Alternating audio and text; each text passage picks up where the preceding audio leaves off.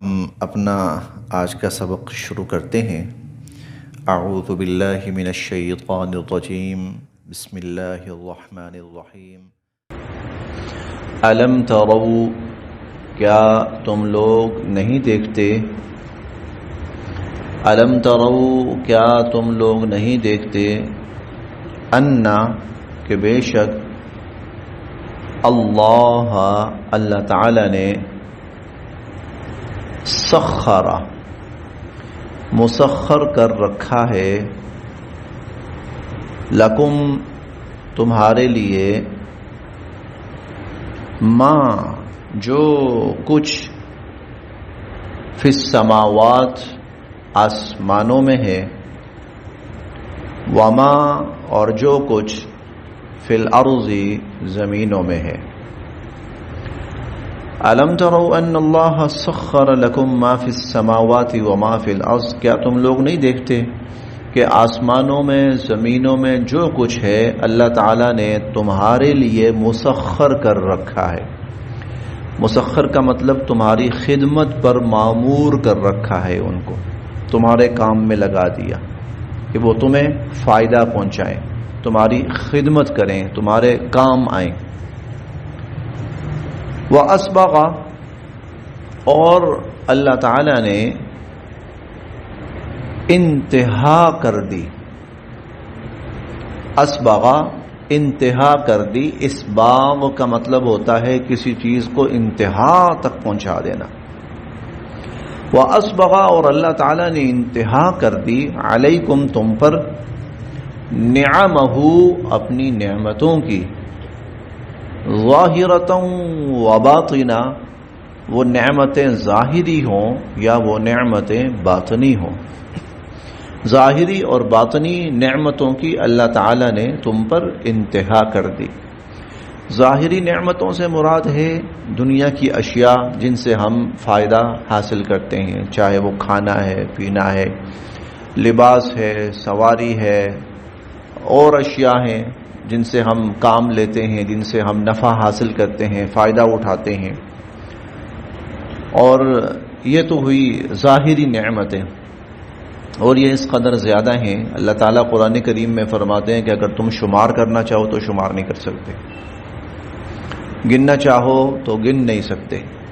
تو ایک ظاہری نعمتیں ہیں اور ایک باطنی نعمتیں ہیں۔ باطنی نعمت کیا ہے؟ اللہ تعالیٰ کا ہدایت نصیب فرمانا، انسانوں کو سیدھے راستے کی تلقین، ہدایت دے دینا، سیدھا راستہ انسانوں کو دکھا دینا، انسانوں تک ہدایت، انسان کی روح تک پہنچا دینا۔ تو اللہ تعالیٰ نے ظاہری اور باطنی نعمتوں کی انتہا کر دی تم پر۔ اسی طرح باطنی نعمتوں میں سے ایک نعمت ہے سکون۔ سکون ایک باطنی نعمت ہے، وہ ظاہری چیزوں میں نہیں ہے۔ یہ بھی اللہ کا انعام ہے، نعمت ہے کہ اللہ نے سکون کی نعمت دی ہوئی ہے، ورنہ اگر کوئی شخص بے سکونی کا شکار ہو جائے، بے سکونی کا شکار ہو جائے تو پھر دنیا کی ہر نعمت بیکار ہے، دنیا کی ہر نعمت بیکار ہے۔ میں اس کی چھوٹی سی مثال دیتا ہوں۔ انسان قضاء حاجت کے لیے جاتا ہے، بخیر و عافیت قضاء حاجت کرتا ہے، فارغ ہو جاتا ہے۔ ایک شخص پریشانی کی حالت میں ہے، وہ قضاء حاجت کے لیے جانا چاہتا ہے لیکن قضاء حاجت نہیں ہو پا رہی، نہ چھوٹی بھی نہیں ہو پا رہی، وہ تنگ ہے، پھٹنے والا ہو رہا ہے، لیکن وہ قضاء حاجت نہیں ہو نہیں پا رہی، بندش ہو گئی ہے، کوئی رکاوٹ، کوئی ایسی۔ اسے آپ کہیں جناب آئیے لنچ پہ چلتے ہیں، ڈنر پہ چلتے ہیں، کھانا بھاڑ میں جائے سب کچھ، مجھے میری جان چھوٹے اس سے، وہ سکون میں نہیں ہے۔ اب جب وہ سکون میں نہیں ہے تو پھر کھانا ہے، پینا ہے، سواری ہے، گھر بار ہے، دنیا کے نظارے ہیں، اس کے لیے ہر چیز بیکار ہے۔ تو یہ اللہ پاک کی طرف سے جو انسان کو سکون ہے نا، یہ بھی اللہ کی نعمت ہے، اور اللہ پاک نے انسانوں کو بہت بڑی تعداد کو انسانوں کی سکون نصیب فرمایا ہوا ہے۔ وہ آرام کر لیتے ہیں، وہ پرسکون ہو جاتے ہیں، پریشانی بھی آ جاتی ہے اس کے بعد ریلیکس ہو جاتے ہیں۔ تو یہ اللہ کی نعمتیں۔ وَأَسْبَغَ عَلَيْكُمْ نِعْمَهُ ظَاهِرَةً وَبَاطِنًا، اللہ تعالیٰ نے تم پر اپنی ظاہری اور باطنی نعمتوں کی انتہا کر دی.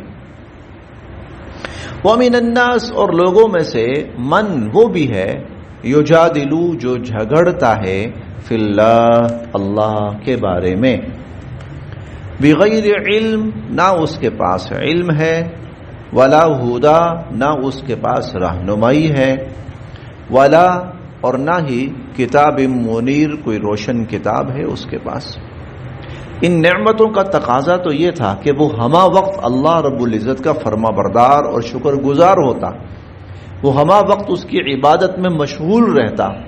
ان نعمتوں کا تقاضا تو یہ تھا، لیکن یہ ایسے بدبخت لوگ ہوتے ہیں کچھ کہ اللہ کی نعمتوں کا شکر نہیں ادا کرتے، فرما برداری نہیں کرتے، بلکہ الٹا اللہ کی ذات کے بارے میں بحثیں چھیڑ دیتے کہ نہیں اللہ کی ذات تو نہیں کر سکتی یہ سب کچھ، اللہ تو جب تک یہ سب اللہ کے ساتھ نہیں ملیں گے تو اللہ کا کام نہیں چلے گا، اللہ نہیں کر سکتا. وَمِنَ النَّاسِ مَن يُجَادِلُ فِي اللَّهِ، اور ایسے بھی لوگ ہیں کہ جو بجائے نعمتوں کی شکر کے، فرما برداری کے اور تسلیم خم کے، بلکہ وہ الٹا جھگڑتے ہیں اللہ کے بارے میں. اور اس جھگڑے کی بنیاد نہ تو علم ہے، نہ ہدایت ہے، اور نہ ہی کسی کتاب کی تعلیم ہے، بلکہ نری جہالت ہے. وَإِذَا، اور جب قِيلَ کہا جاتا ہے، لَهُمْ ان سے، وَإِذَا قِيلَ لَهُمْ، اور جب ان سے کہا جاتا ہے، اتَّبِعُوا کہ تم اختیار کرو، قبول کرو، پیروی کرو، ما جو انزل اللہ اللہ نے نازل کیا ہے.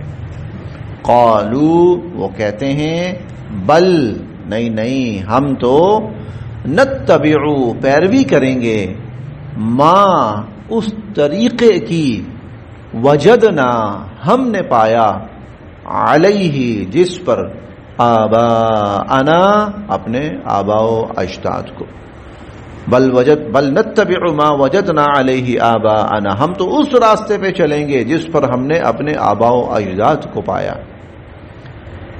آوا کیا، اگر لو اگر، کیا اگر، کانا ہو، الشیطان شیطان، یدعوہم ان کو پکارتا ہو، بلاتا ہو، الی طرف، عذاب السعیر بھڑکتی ہوئی آگ کا عذاب.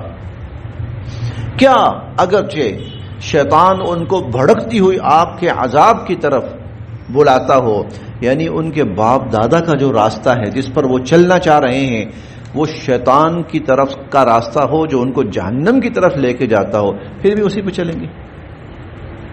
سوال چھوڑ دیا اللہ نے ان پر، اللہ نے ان پر سوال چھوڑ دیا. ہاں بھائی، اگر تمہارے باپ دادا کا، اور یہ بات قرآن کریم کی آیات کی روح سے ثابت ہو چکی ہے کہ جس باپ دادا کے راستے پہ چلنا چاہتے تھے وہ جہنم کا راستہ تھا اور وہ شیطان کا راستہ تھا، تو کیا اگرچہ شیطان ان کو بھڑکتی ہوئی آگ کے عذاب کی طرف بلا رہا ہو پھر بھی اسی راستے پہ چلیں گے.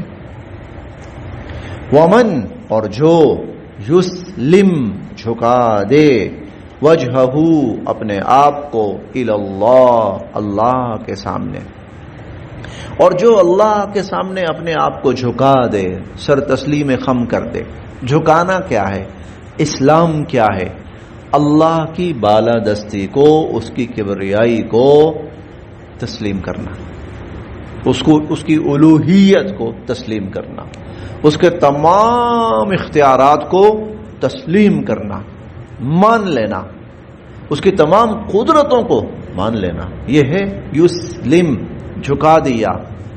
اسلام قبول، اسلام قبول کرنا کیا ہے؟ اسلام قبول کرنا اس کا مطلب یہ نہیں ہے کہ ہم نے اپنے جسم کے اوپر کوئی علامت، کوئی پہچان لگا لی تو ہم مسلمان. نہیں. اسلام یہ ہے کہ اللہ رب العزت کی بالادستی کو، اس کی قدرت کو، اس کی صفات کو، اس کی الوہیت کو تسلیم کر لے. یہ اسلام ہے. تو وَمَن يُسْلِمْ وَجْهَهُ إِلَى اللَّهِ، اور جس نے اللہ کے سامنے اپنے آپ کو جھکا دیا، اور وَهُوَ مُحْسِنٌ، اور پھر وہ نیکوکار بھی ہے، یعنی پھر اللہ کے حکموں کو صرف یہ نہیں کہ اللہ کے سامنے جھکا دیا، بلکہ پھر وہ اللہ کا فرما بردار بھی بن جاتا ہے. وہ پھر وہ نیک اعمال کرتا ہے جس کی اللہ تلقین فرماتے ہیں. فقد، تو یقیناً، استمسکا، اس نے بڑی مضبوطی سے تھام لیا، بالعروۃ الوثقی، عروہ کڑا، وثقی مضبوط، اس نے ایک بڑا مضبوط کڑا، بڑا مضبوط حلقہ وہ مضبوطی سے تھام لیا۔ وَإِلَى اللَّهِ، اور اللہ ہی کی طرف، عاقبۃ الامور، سارے کاموں کا انجام ہے، اور انجام کار سب کچھ اللہ ہی کی طرف لوٹے گا۔ وَمَنْ كَفَرَ، اور جس نے کفر اختیار کیا، فَلَا يَحْزُنْكَ، تو آپ کو غمگین نہ کرے، کفرہ، اس کا کفر، تو آپ اس کے کفر سے غمگین نہ ہو، یعنی جو اللہ کی بالادستی کو تسلیم نہیں کرتا، جو اللہ کی قدرتوں کو تسلیم نہیں کرتا، جو اللہ کے اختیارات کو تسلیم نہیں کرتا، اس کی بالادستی کو نہیں مانتا اور اس کے احکام کی تعمیل نہیں کرتا، ومن کفر فلا يحزنك کفرہ، تو اس کی ضد، اس کی ہٹ دھرمی، اس کا انکار، اس کی تکذیب آپ کو پریشان نہ کرے، آپ کو غمزدہ نہ کرے، آپ پریشان نہ ہوں اس کو۔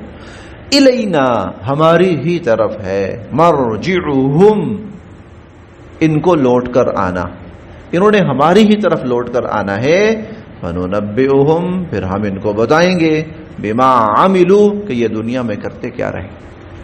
ان اللہ، بے شک اللہ تعالی، علیم، وہ تو جاننے والے ہیں، بذات الصدور، سینوں کی باتوں کو بھی۔ اعمال تو پھر بڑے واضح ہوتے ہیں نا، اعمال تو وہ ہیں جو ظاہراً نظر آ رہا ہے، عمل تو وہ ہے، ارے ہم تو جو دل کے اندر چھپی ہوئی باتیں ہوتی ہیں ہم تو وہ بھی جانتے ہیں، تو ہم اعمال نہیں جانیں گے؟ جانیں گے، ہمیں پتہ ہے۔ نمتعہم، ہم ان کو کچھ تھوڑا سا فائدہ پہنچا رہے ہیں، قلیلاً، تھوڑا سا، نمتعہم قلیلا، ہم ان کو دنیا کا تھوڑا سا فائدہ کھا رہے ہیں، پی رہے ہیں، کر لیں، ثم، پھر نسترہم، ہم ان کو گھسیٹ کر لے جائیں گے، پھر ہم ان کو گھسیٹ کر لے جائیں گے، الی عذاب غلیظ، غلیظ سخت عذاب، شدید عذاب، پھر سخت اور شدید عذاب کی طرف ہم ان کو گھسیٹ کر لے جائیں گے۔ وَلَئِن، اور یقیناً اگر، سألتہم، آپ ان سے پوچھیں، پیچھے حضرت لقمان کا تذکرہ آیا نا، تو اس میں سب سے جو پہلی تعلیم تھی وہ تھی اللہ کی وحدانیت کی، اللہ کی ذات پر ایمان کی، اور اللہ کی ذات کے ساتھ شرک سے نفی کی، شرک نہیں کرنا، اس کی عبادت کرنی ہے، اس کا فرما بردار بننا، یہ سب پھر اسی کی تفصیل چل رہی ہے، یہ اس کی تفصیل چل رہی کہ اللہ ہی کی تو ذات ہے جو انسانوں کے اوپر اپنی نعمتوں کی انتہا کرتی ہے، ظاہری بھی اور باطنی بھی۔ انسان دو چیزوں کا مجموعہ ہے نا، دو چیزیں، انسانی وجود دو چیزوں کا مجموعہ ہے، ایک جسم ہے اور ایک روح ہے۔ جسم جو ہے وہ مٹی سے بنا ہے، تو اس کی ساری ضروریات اللہ نے مٹی سے پوری کر دی، اس کا کھانا، اس کا پینا، اس کا لباس، اس کی رہائش، اس کا علاج، یہ سب زمین سے ہی ہوتا ہے۔ اور دوسری چیز جو روح ہے، روح زمینی چیز نہیں ہے، روح اوپر سے آتی ہے، وہ اللہ کی طرف سے آتی ہے، اسی لیے جو روح کی ضرورت ہے وہ بھی پھر اللہ کی طرف سے آتی ہے، وہ پھر آسمانی وحی کے طور پر آتی ہے۔ یہ جو وحی ہے نا، بیسیکلی جو وحی ہوتی ہے، اس کا اصل مقصد انسانی روح کی ضرورت کو پورا کرنا ہوتا ہے، تو چونکہ روح اللہ کی طرف سے آتی ہے، جس کو ہم کہتے ہیں کہ اوپر سے آتی ہے، اسی لیے اس کی جو ضرورت ہے پھر وحی کی صورت میں اوپر سے آتی ہے۔ لہذا اگر کوئی یہ کہے کہ میں جو روح کی ضرورت ہے وہ زمینی اشیاء سے پوری کر لوں گا، تو اس سے بڑی حماقت کوئی نہیں ہے۔ اسی لیے قرآن کریم نے کہا نا، الا بذکر اللہ تطمئن القلوب، انسانوں کی جو روحیں ہیں نا، ان کو سکون کب ملے گا؟ جب وہ اللہ کی طرف سے جو ذکر آیا ہوا ہے، جب انسان اس پہ آئے گا، پھر روح کو ملے گا۔ تو ظاہری اور باطنی تو اللہ نے ہر نعمت انتہا کر دی، ہر نعمت کی اللہ پاک نے انتہا کر دی، تو پھر اللہ کا شکر بجا لانا چاہیے۔ لیکن جو اتنے بڑے منعم اور محسن کا ناشکرہ بن جائے، اور بلکہ اس کے ساتھ بغاوت پہ اتر آئے، اور اس کے راستے کا مجرم بن جائے، وہ ظالم بن جائے، تو پھر ٹھیک ہے، 4 دن ہے، کھا پی لو، کر لو موج مستی، لیکن پھر کیا ہے؟ نسترہم الی عذاب غلیظ، پھر ہم ان کو سخت ترین عذاب کی طرف گھسیٹ کر لے جائیں گے. وَلَئِن اور یقیناً اگر سألتہم آپ ان سے پوچھیں من کس نے خلقا پیدا کیا السماوات آسمانوں کو والارض اور زمینوں کو آپ ان سے پوچھیں کس نے پیدا کیا لَيَقُولُنَّ تو یہ کہیں گے اللہ اللہ اللہ نے آسمانوں کو پیدا کیا اور اللہ نے زمینوں کو پیدا کیا. قل آپ کہیے الحمدللہ ہاں اللہ ہی تمام تعریفوں کے لائق ہے. اب یہاں الحمدللہ کا مطلب ہے شکر ہے. اتنی بات تو تمہیں سمجھ آئی. لیکن بل اکثرهم لا يعلمون لیکن ان میں سے اکثر وہ ہیں جو حقیقت کو نہیں سمجھ رہے. دیکھیں مثال کے طور پر کیا بات سمجھانا چاہتے ہیں اللہ پاک. ایک آفس ہے, ایک آدمی ملازمت کے لیے جاتا ہے. یہ ایک مرلے کا آفس ہے, بس 2 مرلہ لگا لو. وہاں جاتا ہے, اس آفس کا ایک مالک ہے.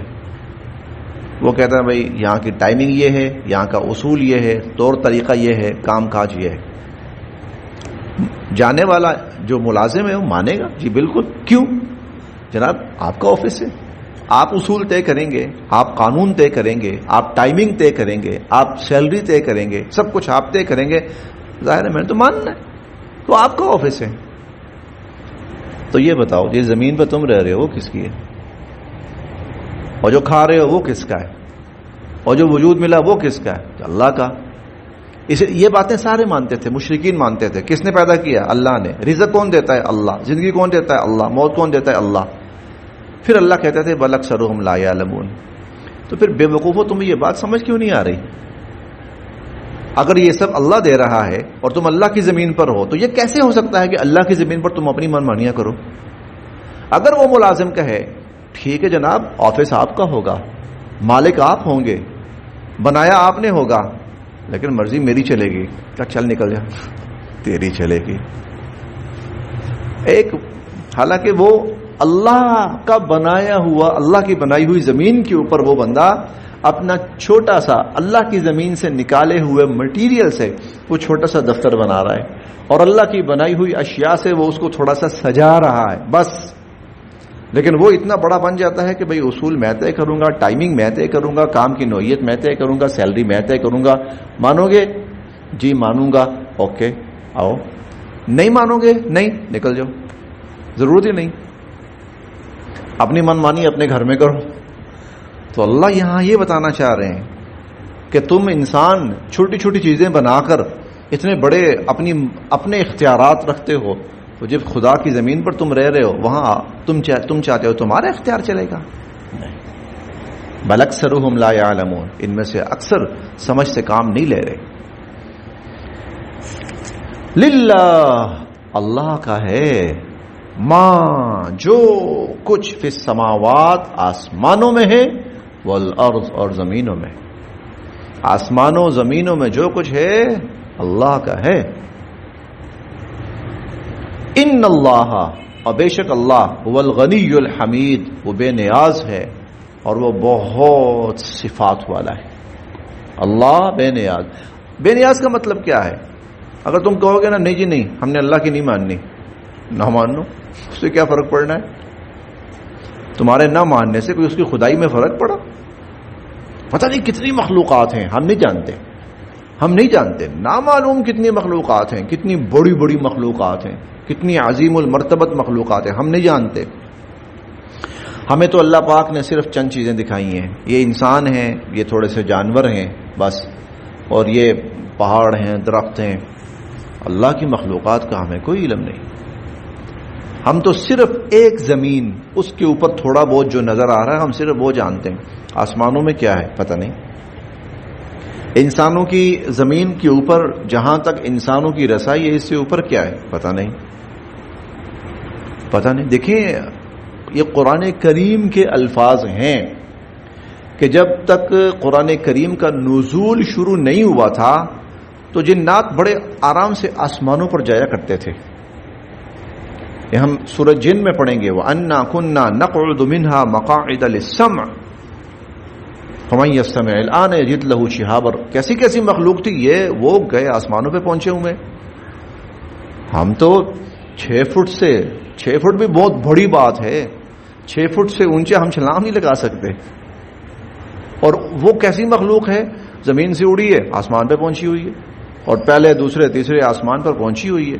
اور وہ کہتے ہیں وَأَنَّا كُنَّا نَقْعُدُ مِنْهَا مَقَاعِدَ لِلسَّمْعِ، ہمارے ٹھکانے تھے باقاعدہ اوپر، ہمارے پوائنٹس بنے ہوئے تھے اوپر. یہ تو ایک مخلوق اللہ نے ہمیں بتائی ہے.